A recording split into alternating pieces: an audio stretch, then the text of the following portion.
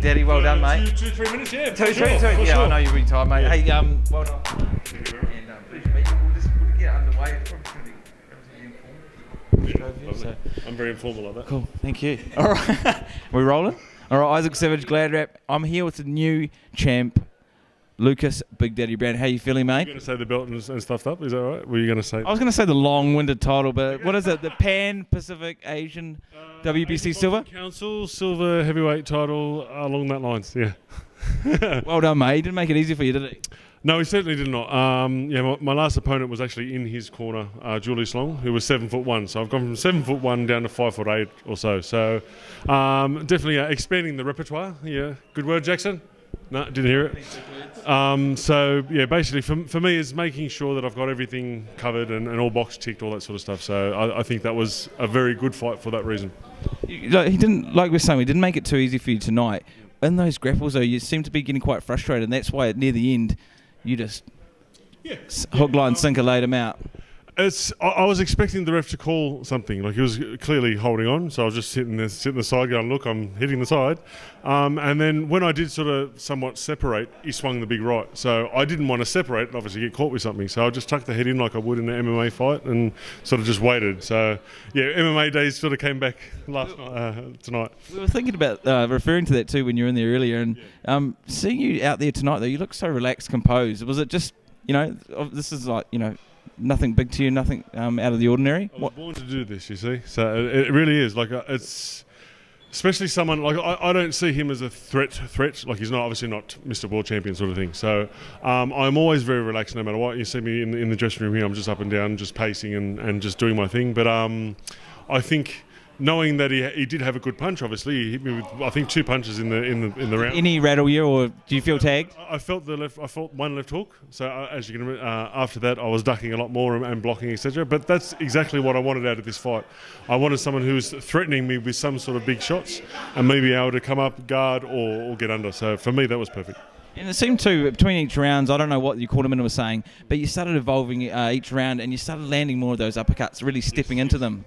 Because he was leaning to his right, it was sort of going away from my uppercut, but then he started getting a little bit lazier, a little bit tireder, and he started sort of coming forward into him. So the moment he was coming forward, it was straight up with the uppercut. So yeah, the first couple of rounds, he was leaning too far to his right, and I sort of would have opened myself up to that big right hand of his if he wanted to. So I didn't want to get caught with anything silly. And how was it to have a traditional haka Māori experience as you came in, and then hongi as well with the nose touching? Yeah, I've grown up with the Kalis brothers, things like that in Sydney. So I've grown up around the culture, but I've never had it sort of done specifically to me, at me, whatever you want to call it.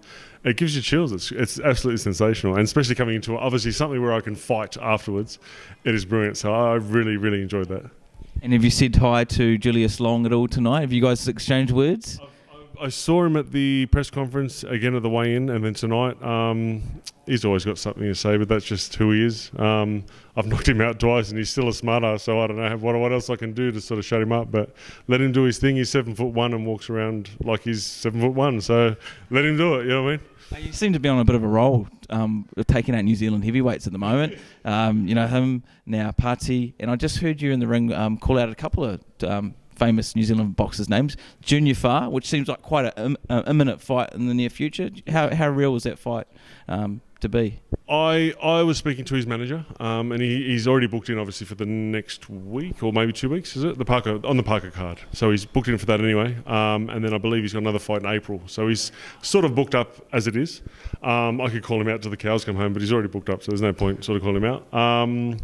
I saw Higgins 2 days ago, and we were chatting about possible Parker fight, everything else, and he said by all means call it out. It helps everyone. So it's something that may come out around about the April mark next year if it does. Yeah. New Zealand or Aussie?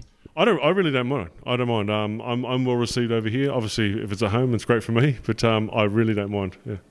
And the nickname Big Daddy, where did that come from? How did you get that? Well, I made that up.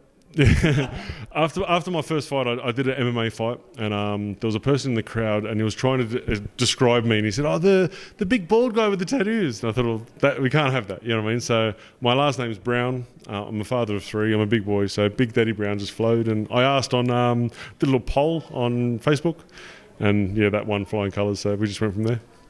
Hey, look, it's been a pleasure having you in New Zealand. You know, the New Zealand crowd fans have warmed up to you well and truly, and we look forward to you coming back again on New Zealand soil. Thank you very much. Thanks, mate. Thank you. Oh, good result. Good result. That's right. Yeah. Not even going to go up the Sky Tower? No. You saw it, Center eh? point's better anyway. Oh, that's right. Oh, I remember you saying that. You should have seen that one. Yeah. I say it all the time. Is it? Which one's taller? I believe yours is taller. Oh. Yours is better on me. Yep. Lucky you. Nah, he makes me up all the time. I was talking to the gym one day and he come up behind me and I couldn't hear him. He's like, picking up like a suitcase and all that. I was like, just Be hard for him to actually get good sparring partners, aren't you, Jim? You guys have different travel and other gyms and whatnot. Yeah, he's got. Who do you normally spar in Australia? Who do you normally spar in Australia? Floyd's one. Yeah. Oh, okay. Floyd's one, Yeah. right? So you can go to Southpaw, man, those angles. Very, very crafty, man. Very crafty. Is he out of your Very gym? annoying. Very annoying. Yeah, he's been in Perth for 6 years now. You can So he spars sometimes with us, but he's not like at our gym. he travels up from trying to tag him would be hard, you know? When I was sparring him, I was like 125 kilo. Just stay one spot. I was 124 and had my knee issue at the time, so I couldn't chase him at all, man. He was just hitting me, and I'm like, stop it. You know, it really was like that. So seeing him tonight, that was a good outlaw. I really enjoyed myself. He made that hard for himself. Like, yeah, because when he was boxing, like Smiley didn't have much of an answer, but when he stood toe to toe, was like, I need to fight. That's right. Smiley can bang. Yeah, wear something. So ever since the amateurs, I've been in the amateurs, and Floyd was in the amateurs. Ever since the amateurs, he's always been tight on his feet. Being Southpaw as well, he makes it hard for him. Yeah, that's always hard. He's got, being that Southpaw as well, he's got that swing as well. That's what I said to him down there. Move and hit and just go there, and that's where he's at his best, when he stands there. It's tight, you got to give him shots that he doesn't normally get hit with. True. And that's because he stood there. When he was boxing, it was really beautiful, and that's why I love watching him. Well, that's what when me and Mike were down there commentating, like, I couldn't believe that how low his hands were. But then when he got close, they went back up, so that he knows when he's in the danger zone to put them back up. You know. There's a lot of